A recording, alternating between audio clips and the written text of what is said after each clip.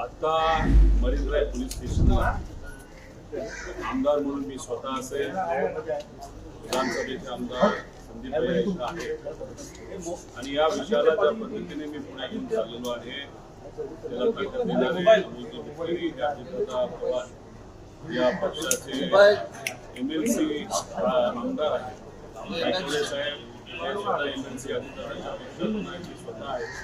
तसंच आमच्या पक्षातले आणि दादांच्या पक्षातले काही पदाधिकारी कार्यकर्ते इथं आज आलेले आहेत. या पोलीस स्टेशनला अचानक हा निर्णय इथं घेतल्यामुळे बरेच लोकांना इच्छा होती की ते इथं पोहोचू शकले नाही. एक गोष्ट आपण सर्वांनी समजून घेतली पाहिजे, FIR आज का करण्याचा निर्णय आम्ही इथं घेतला. याच्या आधी सुद्धा आम्ही FIR करू शकलो असतो, पण काल जर आपण बघितलं तर DGCA कडनं एक तिथं सर्क्युलर काढण्यात आलं. त्यांनी तिथं एक जी VSR नावाची कंपनी यांच्यावर DGCA फक्त 5 विमानांवर, म्हणजे 25 विमानं त्या कंपनीची असतील, तर 5 विमानांवर तिथं कारवाई करून त्याला ग्राउंड केलं. म्हणजे काल जे पत्र DGCA काढलं त्याच्यामध्ये VSR कंपनी जबाबदार आहे हे तिथं प्रत्यक्षपणे तिथं सांगितलं.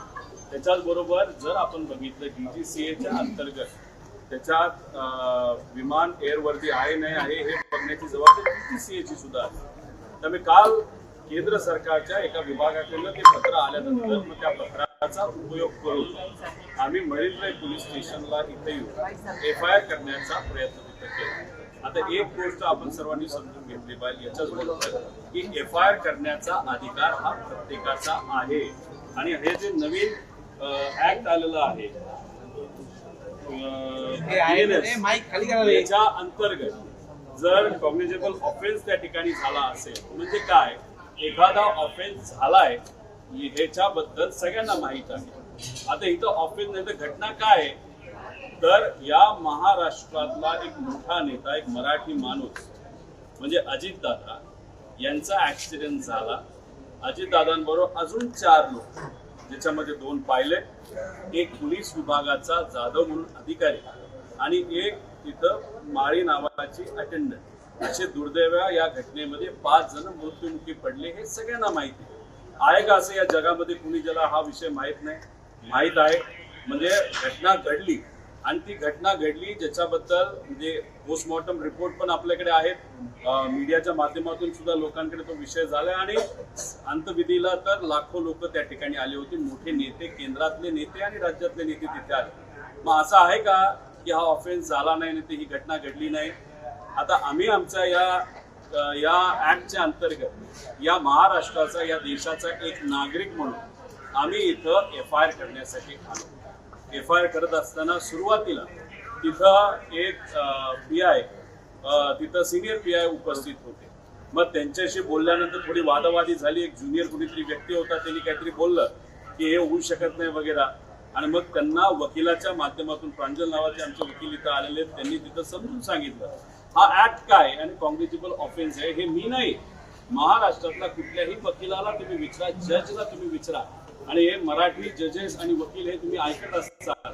तर मग असं असताना FIR हा करायला तिथं लॅपटॉप आणला गेला होता आणि माझं स्टेटमेंट टाईप करायला सुरुवात झाली होती. मग एक मोठे एक मोठा अधिकारी म्हणजे ॲडिशनल DCP इथं आले आणि त्यांनी तिथं येऊन सांगितलं नाही FIR होणार नाही. मग आम्ही विचारलं का नाही होणार? मग त्यांनी थोडंसं सांगितलं तो आमचा अधिकार म्हणजे पोलिसांचा अधिकार. आणि मग म्हणलं की अहो या पुस्तकामध्ये जे काय दिलंय, जे ऍक्ट आहे, ते वकील सांगताय की कॉग्निजेबल ऑफेन्स असेल तर FIR आपल्याला घेता येते. त्यांनी तिथं सांगितलं आम्ही FIR करून घेऊ शकत नाही आणि हे तुम्हाला ज्याला सांगायचं तुम्ही त्याला सांगा, तुम्हाला जिथं जायचं तिथं जा, जी कारवाई करायची तुम्ही करा, पण आम्ही ही FIR नोंद करू शकत नाही. दुर्दैव असं या देशातला नागरिक म्हणून आमचा जो अधिकारी तोच आम्हाला वापरून दिला जात नाही. मग कोणाचा असा फोन आला त्या मोठ्या DCPला की ज्याच्यामुळे ते FIR देते? आता याच्यामध्ये हा आमचा अधिकार आहे, त्याच्याच बरोबर FIR करायला घेतली होती, मग ती कॅन्सल केली.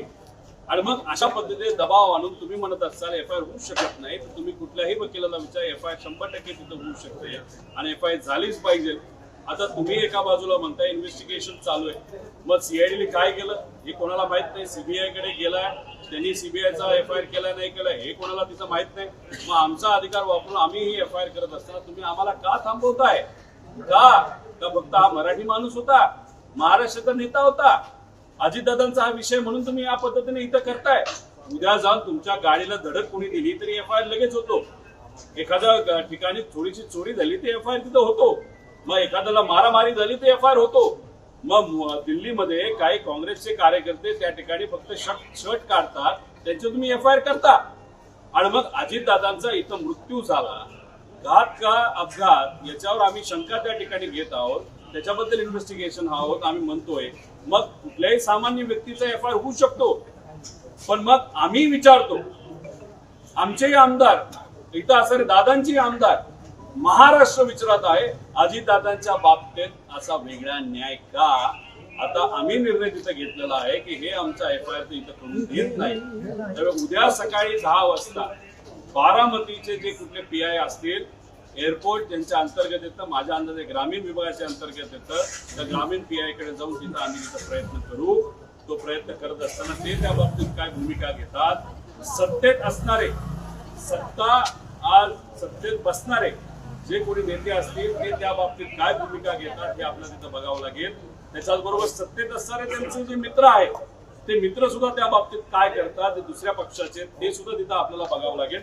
उद्या 10 वाजता बारामतीला जाऊन आम्ही एफआयआर करायचा प्रयत्न तिथं करणार. तिथलं जी बिल्डिंग आहे ती दादानी बांधली, तिथं नाही मिळाला तर तिथं असताना जे न्यायालय आहे त्या न्यायालयामध्ये जे दादांनी सुद्धा तिथं बांधलंय तिथं सुद्धा आम्ही जाऊन न्याय मागण्याचा प्रयत्न करू.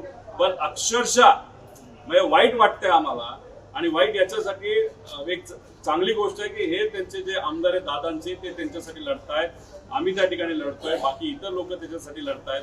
प्रश्न एवढाच आहे, महाराष्ट्रातली जनता तिथं लढतीये, प्रयत्न करतीये, सोशल मीडिया पासून फार व्यक्तिगत आपल्या जीवनामध्ये जिथे कुठे संधी मिळते व्यक्त होत आहेत.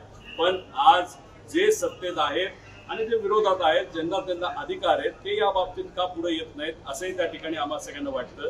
त्यामुळे कृपा करून सगळ्यांना विनंती, या विषयामध्ये आपण सगळ्यांनी तिथं लक्ष घालावं. आणि मग न्याय जर अजितदादांसारख्या या मोठ्या मराठी महाराष्ट्राच्या नेत्याला जे या सत्तेत असणाऱ्या पार्टी बरोबर मुख्यमंत्री त्या ठिकाणी होते, याच व्यक्तीला न्याय मिळत नसेल मग सामान्य लोकांनी काय करायचं असा प्रश्न इथं निर्माण होतो. त्यामुळे या बजेटच्या सेशनला मी गेलं पाहिजे का असाही आता मला प्रश्न पडायला लागलाय. एवढ्या मोठ्या नेत्यालाच नाही इथं मिळत नसेल तर अधिवेशनात जाऊन बोलून पण घसा कोरडा करून काय त्याच्यातून मिळणार हाही प्रश्न उद्या नाही सांगता येणार. तो आमचा अधिकार आहे का? तर 100% आमचा अधिकार आहे. ठीक आहे, आम्ही बोलतो म्हणून असं नाहीये. हा आमचा अधिकार या पुस्तकाने, या कायद्याने त्या ठिकाणी दिलेला आहे. हा ऍक्ट आत्ता असणारे सत्तेत असणाऱ्या सरकारने कायदा हा बदललाय ना, त्यांनी तो कायदा बनवलाय, हे ते पुस्तक आहे. मग ह्या कायद्यामध्ये प्रत्येक व्यक्तीला अधिकार असताना आम्हाला सुद्धा तो अधिकार आहे. आम्ही विरोधात असलो काय आणि सत्तेत असलो काय, आणि योगायोग इथं बघा, आम्ही विरोधातले पण आमदार आहेत आणि सत्तेतले सुद्धा आमदार आहेत. मग आम्हाला हा पूर्णपणे अधिकारी असताना सुद्धा, या देशाचे नागरिक असताना सुद्धा एफआयआर होत नसेल कॉग्निटिव्ह ऑफेन्स साठी सुद्धा, तर मग कुठं ना कुठंतरी आता शंका ही आमची वाढत चाललेली आहे. आम्ही कुठेतरी म्हणत होतो की बीएसआर कंपनी कुठेतरी अपघात झाला, या विषयावर आम्ही थोडस तिथे ठाम होतो. मग अशा पद्धतीने तुम्ही काय गोष्टी अडवत असाल तर साहजिकच आहे ना, लोकांचा कुठेतरी प्रश्न त्यांच्या मनामध्ये कुठेतरी निर्माण होईल की हा घात नाही तर अपघात आहे. सहज म्हणजे आज मी कुठलाही मुद्दा मांडतोय, आम्हाला विरोध, सत्तेत काही इतर पक्ष असले तरी ते विरोध करत नाहीत.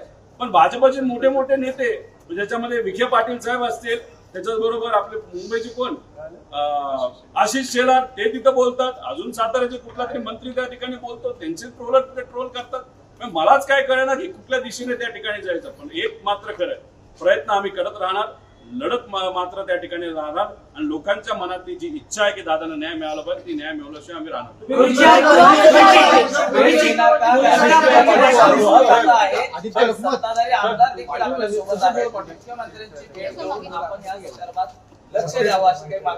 उद्या तुमच्या गाडीला कुणी धडक दिली तुम्हाला कोणी चापड मारली नाही तर तुमच्या घरी चोरी झाली तर तुम्ही FIR करण्यासाठी पोलीस स्टेशनला येणार का मुख्यमंत्र्यांना भेटणार?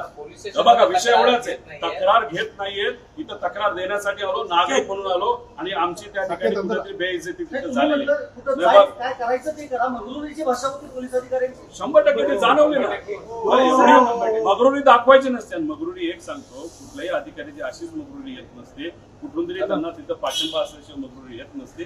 पण एक आहे, आमची अशी परिस्थिती, लाखो लोकांचं प्रतिनिधित्व करणाऱ्या आमदारांची अशी परिस्थिती, दादांच्या बाबतीतला विषय असा. आम्ही त्यांना हे सांगितलं, ठीक आहे नेता म्हणून तुम्ही दादांकडे काय दृष्टिकोनातून बघता हे मला माहित नाही, पण जाधव नावाचा एक कर्मचारी हा पोलीस विभागाचाच कर्मचारी होता ना, त्यासाठी पण आम्ही लढतोय ना.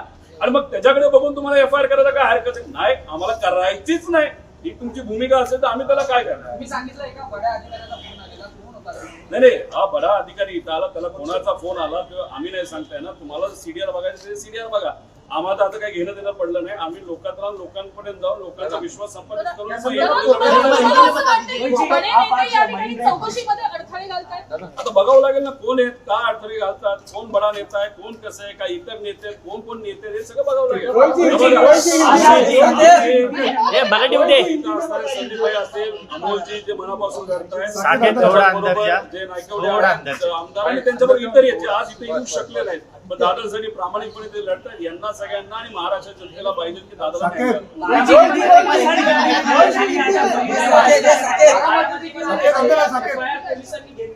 बारामतीमध्ये आम्ही ट्राय करू. तिथं काय तिथं असणारे पोलीस अधिकारी काय म्हणतात या पुढच्या 12 तासामध्ये काही अधिकाऱ्यांना पोलीस विभागाला काय भेटली नाही भेटली हे तिथं बघावं लागेल. आणि बारामतीमध्ये आम्ही तिथं फक्त जाहीर केलेलं आहे, जे लोक येतील तो विषय ठेवायचे आणि तिथं